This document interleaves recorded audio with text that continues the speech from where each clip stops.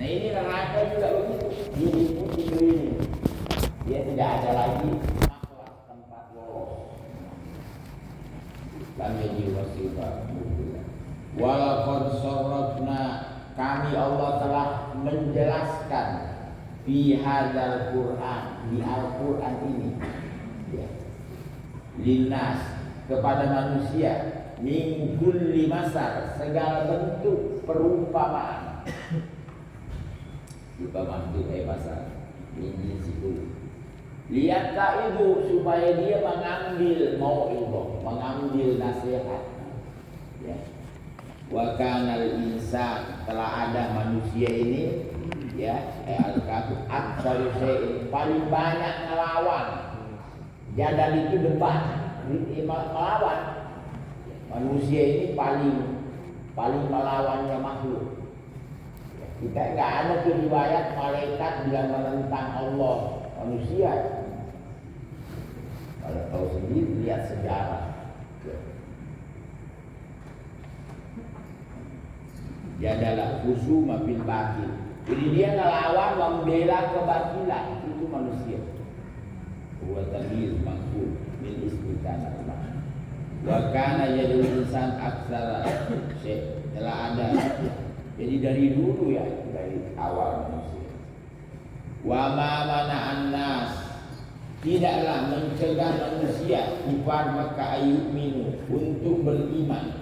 Maksudnya izja'ahumul huda, di saat petunjuk sudah datang, Quran datang. Ini Al-Quran ini tibyan kulla syai', menjelaskan segala perkara. Ini terakhir nih, mumpung lagi ingat, ada kiai baru-baru meninggal. Itu dia tidak menerima. Kok ada orang berbuat baik tetap masuk neraka? Apa dia nggak baca ayat? Ya. Ayatnya kan sudah dijelasin oleh Allah. Wa man aradal akhirah, orang yang menginginkan akhirat, artinya beramal amal akhirat. Ini ada orang beramal akhirat, ya. Wa yu'minu, ada syarat yang beriman. Jadi orang beramal akhirat, ya termasuk mengasih makan, kan itu amal akhirat. Ya, bantu orang. Cuman kalau beriman dapat ganjaran, kalau tidak beriman enggak, kan sudah terjawab. Jadi dia enggak terima bahasa orang, ada orang baik, sosial, kok masuk neraka. Enggak bisa, syaratnya beriman. Ya wasa'alaha sa'yaha wa huwa mu'min. Maksudnya itu usahanya disyukuri, artinya dibalas oleh Allah. Ya. Nah ini lagi akhirat, ada bahasa saat, beda sama dunia. Yang mau dunia Allah kasih, nggak pakai usaha bisa. Gak ada. Kalau akhirat harus usaha. Ya contoh, ada orang kaya, meninggal, anaknya langsung kaya. Tapi kalau ada orang soleh, alim, anaknya nggak bisa langsung, harus usaha baru bisa dapat. Akhirat begitu. Kalau dunia enggak, ya bisa. Pemimpin bisa tuh, anaknya bisa tuh. Usahain gimana. Tapi kalau bapaknya bodoh, anaknya bodoh juga. Nggak bisa gitu bilang langsung bapaknya pintar, langsung anaknya pintar. Ya, kalau diusahakan dapat kekuasaan atau kekayaan ini umum. Ya banyak kita lihat. Ada orang kaya, kenapa? Itu dia dapat usaha bapaknya yang usaha. Kalau dia enggak. Ya. Tapi kalau akhirat nggak bisa. Ya nggak bisa. Anak harus usaha juga. Dan seterusnya. Makanya nggak bagus orang itu ngebangga-banggain orang tua. Apa namanya, kehebatannya ini ya kan? Nggak perlu, bukan ini juga sih, artinya nggak ada gunanya. Laisal fata yakunu abi, bukanlah seorang yang masya Allah telah ada ayahku kakekku ini ya. Walakin ha'anadan, ini saya bisa. Tapi tetap ada juga maknanya keutamaan orang tua itu manfaat. Ya ada di Quran, ada. Ya. Walladzina amanu wattaba'athum dzurriyyatuhum biiman. Mereka-mereka yang beriman lalu anak-anaknya mengikuti, al-haqna, kita gabungi. Jadi orang tuanya hebat ibadahnya, anaknya enggak, cuma beriman doang. Itu Allah nanti naikkan ini anak, berarti dapat dong. Kayak orang tua kita, masya Allah usaha sampai kaya, punya rumah besar, anaknya enggak ada kerjaannya. Tapi orang tua mau anaknya menikmati itu rumah yang bagus tadi, anaknya dimasuki, tidak dilarang. Jadi anaknya menikmati usaha ayahnya, kan gitu. Ini dia menikmati, ini tidak kelihatan. Ada juga kebalikan, ada juga orang tua menikmati usaha anaknya. Ya.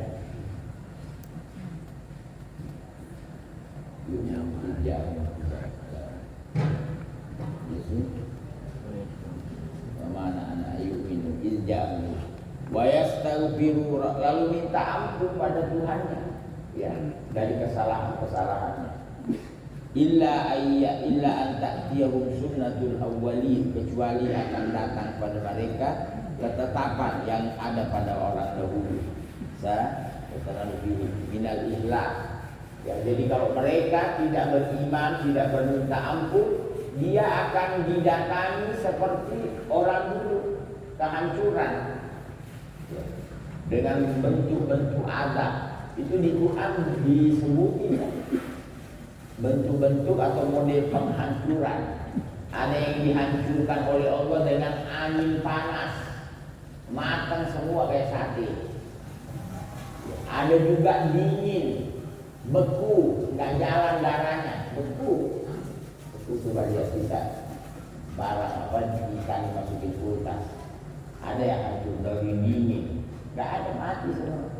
Ada juga dengan teriakan Jibril dibentak, mati merentau. Ya, ada macam-macam, angin panas ini, hawa segala. Belum lagi hujan batu dari langit. Ya, ada juga hujan kerikil dari neraka, kerikil kecil. Nah ini Allah hancurkan pasukan Abraha. Orang Makkah tuh nggak tahu, dia lihat pasukan mati bergelimpangan.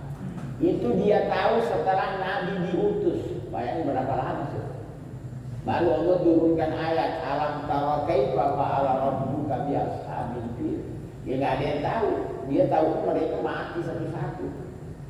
Ya, alam yaj'al kaidahum, bukan Allah gagalkan rencananya. Ya. Wa arsala alaihim tayra, Allah kirim burung ababil, burung bulbul. Burung bulbul ini kayak burung gereja, burung seriti, burung walet. Membawa kerikil dari neraka, ditaruh di paruhnya. Masa Allah ini yang membakar Allah, bukan itu. Buktinya burungnya nggak kebakar. Dia bawa dijatuhin di tentara Abraha. Tentara Abraha pakai topi baja, meleleh itu topi bajanya sampai tembus ke tengkorak kepalanya, hancur semua, terus ke bawah jantungnya, paru-parunya, ususnya sampai ke sampai ke kaki, kering. Ya, kering.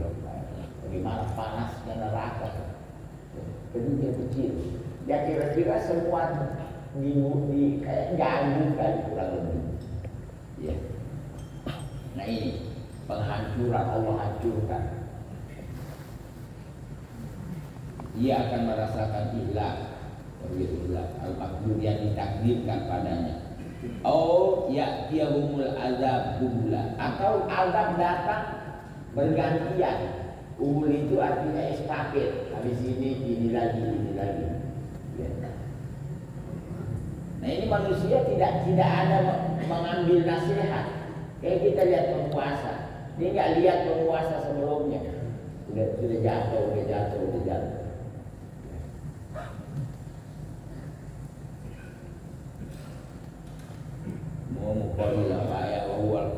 Di antaranya penduduk Makkah yang memerangi Nabi, mereka terbunuh di perang Badar. Ya, Wa ma nursilul mursalina illa mubasyirin. Tidaklah kami utus para rasul kecuali membawa kabar gembira. Itu namanya mubasyir. Wa munzir, membawa kabar ancaman. Inzar. Ya. Mukhawif, ya, supaya mereka takut. Jadi kita ini dinasihati oleh Allah biar ada rasa takut. Ya, karena ini rasa takut pemicu untuk tidak berani meninggalkan perintah Allah, pemicu untuk tidak berani menerjang larangan. Itu kan yaitu takwa, itu arti takwa. Ya, kalau nggak ada orang punya rasa takut, bahaya. Nah, ini penyebab takut adalah ma'rifah. Coba orang kalau nggak tahu, nggak takut. Anak kecil aja yang baru lahir, ular diajak main, ya, kan dia belum tahu kalau ular mati orang, nggak ada, bocah. Ya, iya, kadang main di pinggir ini, di pinggir jurang, di pinggir bangunan tinggi, nggak ada. Kita yang ketakutan, kita yang ketakutan, karena tidak ada ma'rifah. Jadi ilmu itu membuat orang jadi takut. Tahu ini, tahu ini, tahu. Ya. Belum lagi janji Allah. Ma jama'allahu li rajulin bainal khaufain wal. Allah enggak kumpulin buat satu orang dua kali takut. In khaufani di dunia, kalau dia sudah takut di dunia, aman tuh Allah bikin aman di akhirat. Aman itu rasa tidak takut, enggak ada takut. Ya. Ini rasa takut, rasa aman bagaimana Allah? Mau dia nggak bisa dilawan. Orang kalau udah takut nggak bisa, udah takut aja udah. Karena kita tuh nggak apa-apa, nggak bisa, udah takut. Begitu juga aman, ditakuti nggak bisa, tetap dia berani. Ya, ada dulu seorang namanya Samsul, sendirian dia lawan 500.000 orang kafir. Nggak ada bilang ada rasa takut. Mundur gitu, mau mundur gak. Semua pakai pedang, pakai tombak, dia pakai rangan keledai, rangan kalau dia pernah nyembelih sapi, itu dia doang. Semua banyak sejarah kita dengar. Makanya kita kalau bisa, kita ini biar sejarah menulis kita baik, karena ini bakal jalan. Ini pula hidup, lahir tahun sekian begini. Ini kebaikan. Ada juga pula ini dari kecil nyusahin umat sampai mati. Ada semua sejarah menulis. Ya, sejarah. Makanya dulu Harun Ar-Rasyid waktu didatangi seorang bawa sendal Nabi, bukan sendal Nabi, sendal palsu. Ya, khalifah ini sendal Nabi. Itu khalifah turun dari kursinya, didatangi, itu sendal dicium, ditaruh di kepalanya. Yang bawa dikasih makan, dijamu, lalu dikasih hadiah. Ya, akhirnya ada yang melihat, khalifah itu kamu dibohongin. Saya lihat dia beli di pasar. Memang benar, nggak mungkin sendal Nabi udah berapa tahun. Harun Ar-Rasyid hidup sekitar 150 tahun dari sejak wafatnya Nabi. Kata khalifah, iya saya juga tahu, terasa kalau saya dibohongi. Cuman saya tidak mau ditulis dalam sejarah. Sendal Nabi datang saya nggak hormati. Sekarang dia mereka tahu, ini anak cucu Nabi datang. Oke lah saya dibohongin, dia bukan anak cucu Nabi. Cuman saya nggak mau ditulis dalam sejarah anaknya Nabi datang saya nggak hormati. Allah. Itu yang saya takut. Jadi nggak apa-apa saya ditipu. Kalau dia mau nipu saya urusannya dia. Ini perlu dengar nih, Imaduddin wal Jamaah tuh. Ini, oke lah, nggak pasti, ini nggak pasti, nggak apa-apa itu urusannya. Cuma sejarah menulis kita sekarang, ya kita nanti mati, kita bisa lihat orang-orang sejarah menulis ini dulu begini. Bayangin dia nggak berani, padahal dia tahu ini ditipu sama ini orang, bukan sendal Nabi yang datang. Tetap kan dia udah ngomong ini sendal Nabi. Sama sekarang ini anaknya Nabi, anak cucunya Nabi. Cuma ditipu kita, nggak apa-apa. Yang penting sejarah nulis kita, dia datang kita. Udah itu.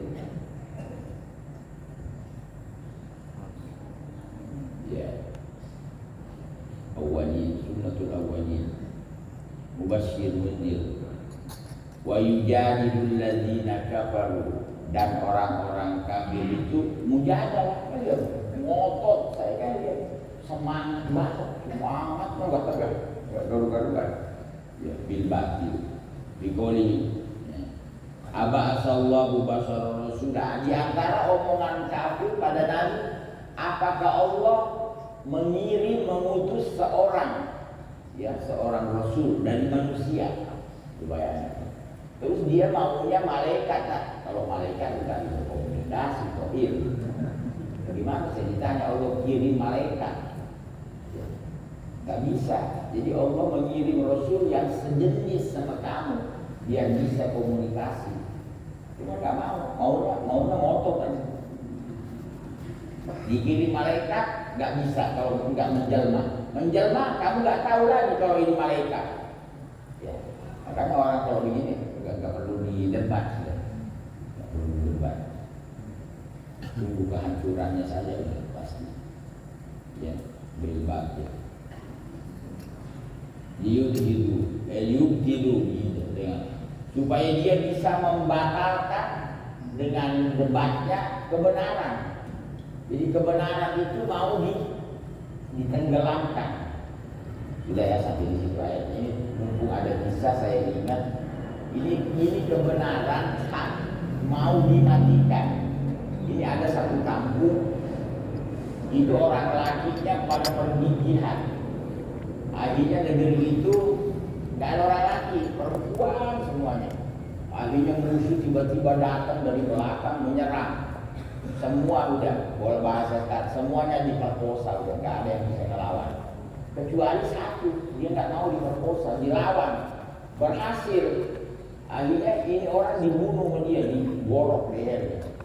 Setelah itu mereka ini musuh dengar bahwa orang laki datang, mereka lari semua. Tapi sudah kotor semua. Akhirnya keluar. Mereka begitu lakinya datang, belum datang ya, dia keluar. Ada satu keluar tuh bawa kepalanya Jorawati yang datang mau perkosa. Loh, kok bisa? Iya, saya lawan. Saya nggak rela, maknanya diperlakukan semaunya enggak. Akhirnya mereka, nanti kalau laki kita, kan kita mau ngomong sama suami, kalau kita udah nggak bisa ngelawan, kita diperkosa. Tapi ini ada ngelawan. Akhirnya mereka sepakat membunuh ini, perempuan yang selamat, supaya kebenaran ketutup. Jadi semuanya bohong. Kalau ada orang benar satu hidup, mati. Jadi kalau ngomong udah itu sudah. Nah, ini namanya kebenaran hak dimatikan. Ya, Rabbana ta'ala بسم الله